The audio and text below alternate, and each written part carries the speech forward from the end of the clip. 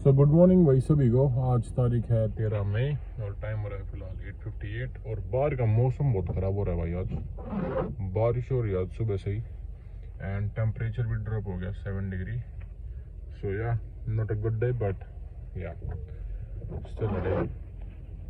सो अभी चलेंगे भाई टिम हॉर्टन्स, कुछ खाए पियेंगे, कॉफ़ी काफ़ी लेते हैं वहाँ से बढ़िया अपने, और फिर ऊबर करेंगे। 2 बजे काम है तो अपने पास 5 घंटे हैं ऑलमोस्ट। सो 4-5 घंटे करते हैं अभी ऊबर और कॉफ़ी लेते हैं और फिर मिलते हैं आपको थोड़ी देर बाद। बाय। अपने पास भैया ऑर्डर आ गया था कैनेडियन रियल स्टोर से और डिलीवरी करने आ गए हैं इसको। बहुत छोटा सा बॉक्स है, एक ज़्यादा बड़ा ऑर्डर नहीं है और ये 10 किलोमीटर के आसपास था तो निपटाते हैं इसको।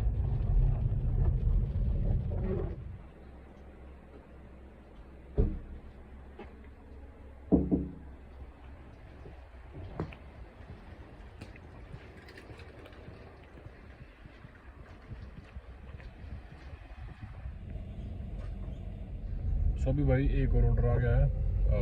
ये इंडिपेंडेंट स्टोर का है, स्टटफील्ड में जो स्टोर है, मैं पहले भी आता रहता हूँ यहाँ पे। तो बेसिकली 2 ड्रॉप ऑफ्स हैं, 2 ग्रोसरी ड्रॉप ऑफ्स हैं और 4 किलोमीटर ज़्यादा दूर नहीं है।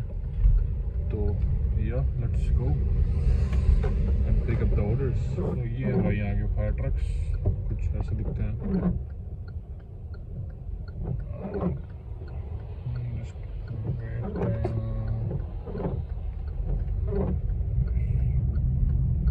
जा रहा है पता नहीं, इमरजेंसी तो नहीं होगी ऑब्वियसली, क्योंकि अगर इमरजेंसी होती है तो फिर ये प्रॉपर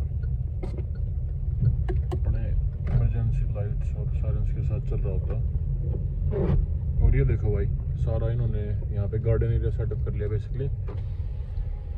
देख रहे हो, जैसे ही समर्स आती हैं तो इन्होंने प्रॉपर अपनी नर्सरी यहाँ पे सेटअप कर ली है, प्लांट नर्सरी। सो ऑर्डर तो पिकअप कर लिया भाई, लेकिन आप हालत देखो, पूरा भर गई है गाड़ी और आगे भी 2 बैग आए हैं और टैंक में भी सामान है। सो जल्दी करते हैं इनको डिलीवर और फिर मिलते हैं आपको थोड़ी देर बाद। सो आ तो गए भाई, यहाँ पे फ्री स्कूल है बट मुझे पता नहीं है किससे बात करनी है किससे नहीं। तो एक बार एंट्री लेके देखते हैं, बताते हैं इनको क्या कुछ सामान कहाँ ड्रॉप करना, बता देंगे आपको। तो 2 ड्रॉप ऑफ पिकअप्स हैं भाई, एक ब्रुक का है और एक विंडॉफ का है, मैकडोनल्ड से। जल्दी करते हैं पिकअप और फिर करते हैं ड्रॉप।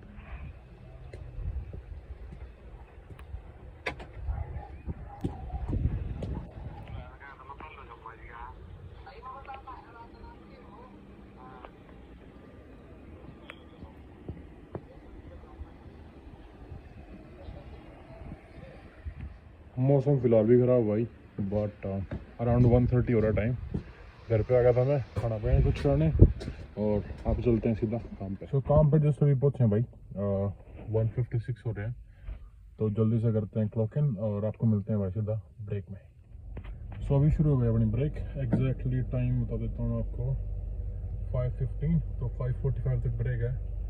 मेरे को ज़्यादा भूख वगैरह नहीं लग रही, मतलब ठीक है, सुबह खा लिया था मैंने घर पे खाना, तो थोड़ी 15-20 मिनट का नैप लेते हैं, सोते हैं गाड़ी में थोड़ी देर एंड या और फिर half an hour will continue on the shift. उसके बाद मैं आपको सीधा मिलूँगा भाई closing the time, it's probably gonna be 8:30 और 9। So yeah I will see you there, bye.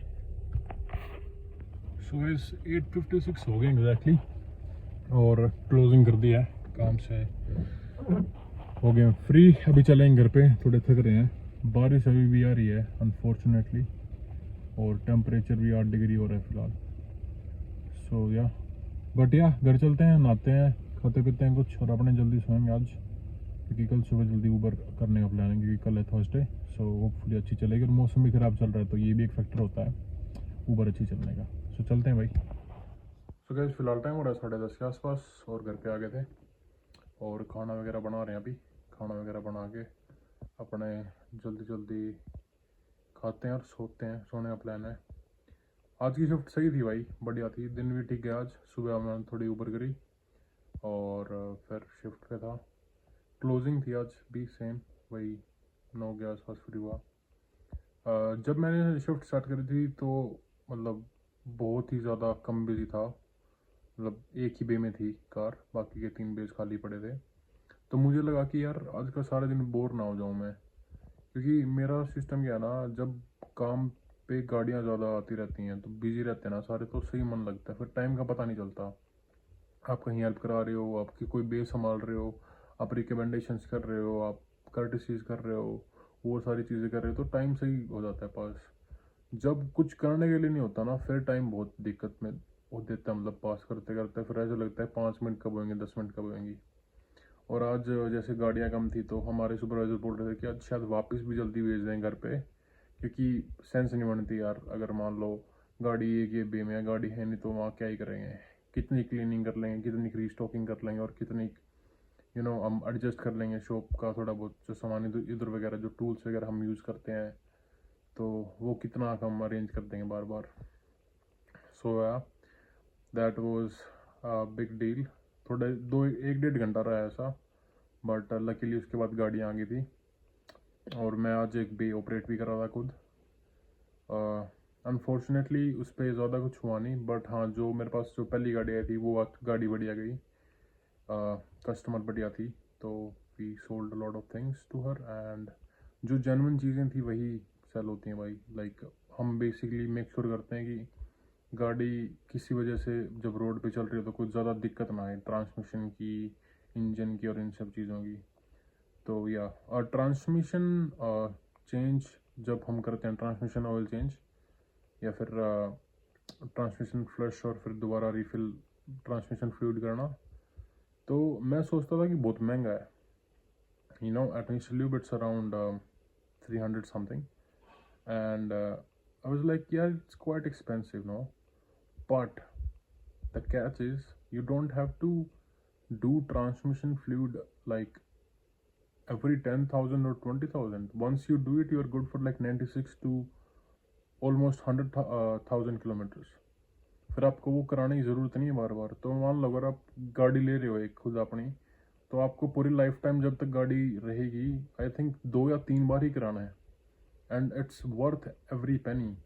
क्योंकि अगर आपका ट्रांसफ़र केस या कुछ और ट्रांसफ़र मतलब ट्रांसमिशन में कोई दिक्कत आ जाती है, सॉरी ट्रांसफ़र नहीं ट्रांसमिशन, तो it's gonna cost you around $5,000 to $6,000 for one transmission, whole thing. But अगर आप उसकी रेगुलर मेंटेनेंस करा रहे हो तो आप $300 में वो बचा रहे हो, so that's also nice deal.